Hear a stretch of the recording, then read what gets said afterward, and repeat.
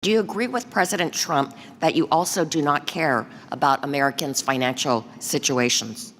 Congresswoman, who was the president during World War I?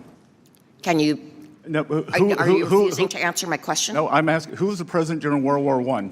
I don't know, but clearly you are not answering my question. You don't know who the president during World War I was. But let me tell you. So I'm clearly getting the idea that you do not want to answer whether you agree with President Trump that you do not care about Americans' financial situations. That he is future-proofing, because I can tell you Americans' financial situations would be devastated if Iran got a nuclear weapon. Well, then let me ask you, was your prediction... And I promise you that President Woodrow... I'm taking my time back. I will promise you that President Woodrow Wilson, who was president during World War I, the Germans did not attack us. Claiming my time... Those are inconvenient facts.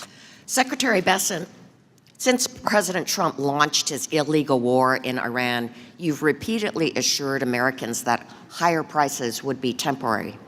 In March, you said Americans should expect only 50 days of temporary elevated prices. Secretary Bessent, it's been almost 100 days and inflation is at a 3-year high with no indication of going down. In May, you said help is on the way when it comes to skyrocketing gas prices.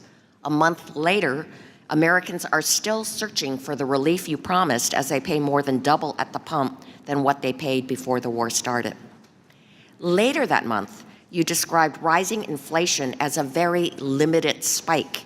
In reality, for the first time in 3 years, inflation is outpacing Americans' wages, and Americans' saving rate has dropped by half since last year.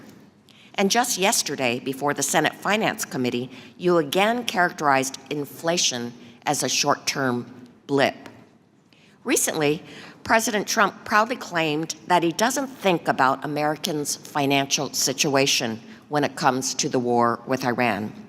So I want to ask you, Secretary Bessent, do you agree with President Trump that you also do not care about Americans' financial situations? Congresswoman, who was the president during World War I?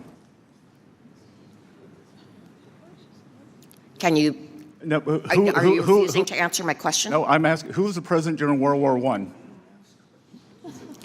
I don't know, but clearly you are not answering my question. You don't know who the president during World War I was. But let me tell you. So I'm clearly getting the idea that you do not want to answer whether you agree with President Trump that you do not care about Americans' financial situations. President Trump does care about Americans' financial situations. Well, he actually said that he doesn't. No, that is a truncated thing, like everything is, that he is future-proofing, because I can tell you Americans' financial situations would be devastated if Iran got a nuclear weapon and there was a permanent shutdown of the flow of energy out of the Middle East. Well, then let me ask you, was your prediction... And I promise you that President Woodrow... I'm taking my time back. I will promise you that President Woodrow Wilson, who was president during World War I, the Germans did not attack us. That he got into that. It was you're not answering the question, so let me ask this. And I guarantee was your prediction that Americans would face only 50 days of temporary elevated prices wrong? You said that Americans would face only 50 days of temporary elevated prices. Was that wrong, since actually, of course, we're at 100 days now? How much have gasoline prices come down from the peak? 7%. Crude prices are down more than 20, and gasoline prices follow crude prices. Well, then reclaiming my time... Those are inconvenient facts. Reclaiming my time, gas prices are up by 50% since Trump war started, and up nearly 30% from last year. Diesel and jet fuel prices have risen even faster because refining markets are strained. Utility costs have soared due to higher natural gas and fuel input costs, and that means commutes, home heating and electricity, airline tickets, and delivery fees are all more expensive. And how about grocery prices? They jumped more in April than they did in nearly 4 years since when Biden was president. Beef is up by 15%, tomatoes are up by 40%, bread and milk are up 8% and 5% compared to 3 months ago. And it's those lower income households that are hardest hit by Trumpflation. They're forced to cut back on spending. I know it's an inconvenient. Excuse me, it's my time, I know it's an but inconvenient fact, but I know but that it'd be prices- hard for a food billionaire like prices you are to up. imagine how these lower income households would be hit by inflation. And in fact, Trump said he couldn't care less about higher car prices for Americans. Do you agree with that statement? Treasury Secretary Scott Bessent just had one of the most explosive congressional hearings of the year, and the mainstream media is only showing you one side of it. Today, I'm giving you the full picture. Let's go. A Democratic congresswoman opened by asking Bessent whether he agreed with the claim that President Trump doesn't care about Americans' financial situations, a loaded question built on a truncated, out-of-context quote. Bessent's response? He asked her who was president during World War I. She didn't know. His point was sharp and deliberate. Woodrow Wilson kept America out of World War I, believing it wasn't worth the cost. History proved that wrong. The parallel to Iran is unmistakable. Confronting a nuclear threat now prevents economic catastrophe far worse than any temporary price increase. That's not indifference. That's leadership.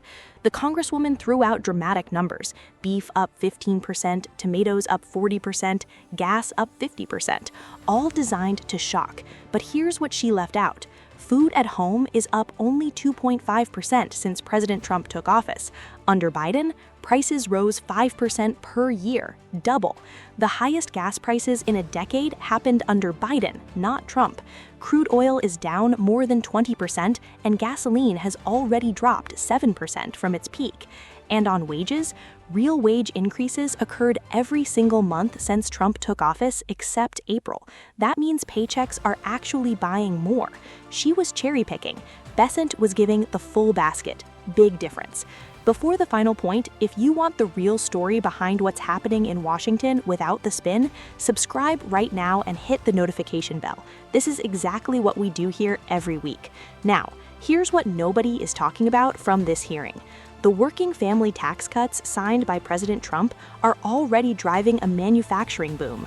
A new factory expensing provision lets manufacturers immediately write off the full cost of building new facilities, closing a 39-year depreciation gap that held American industry back for decades.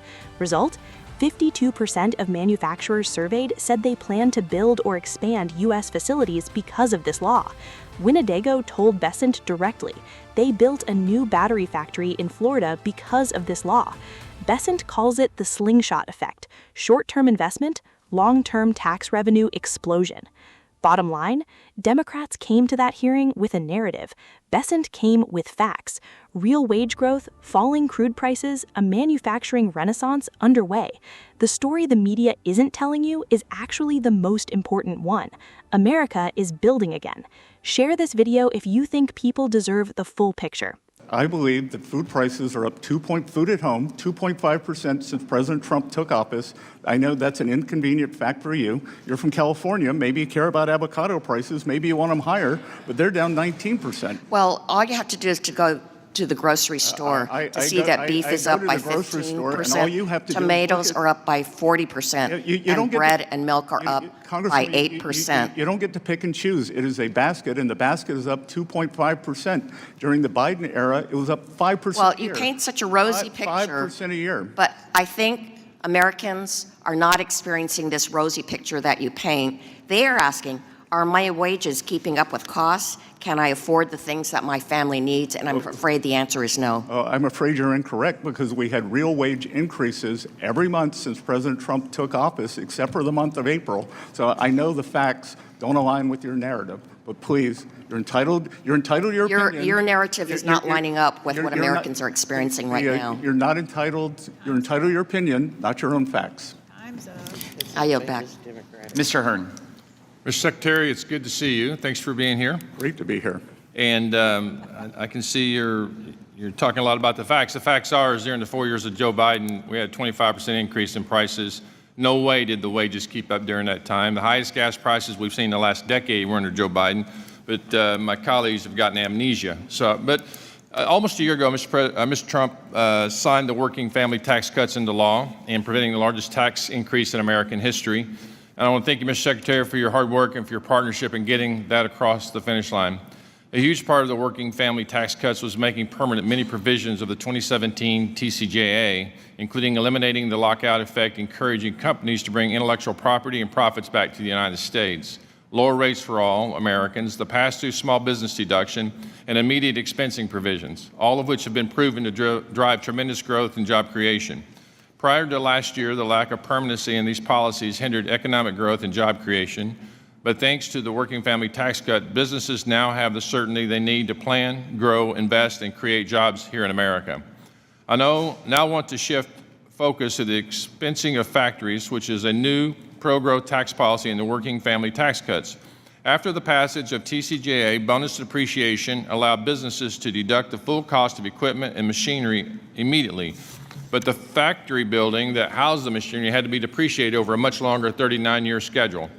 This created a major gap in U.S. tax policy.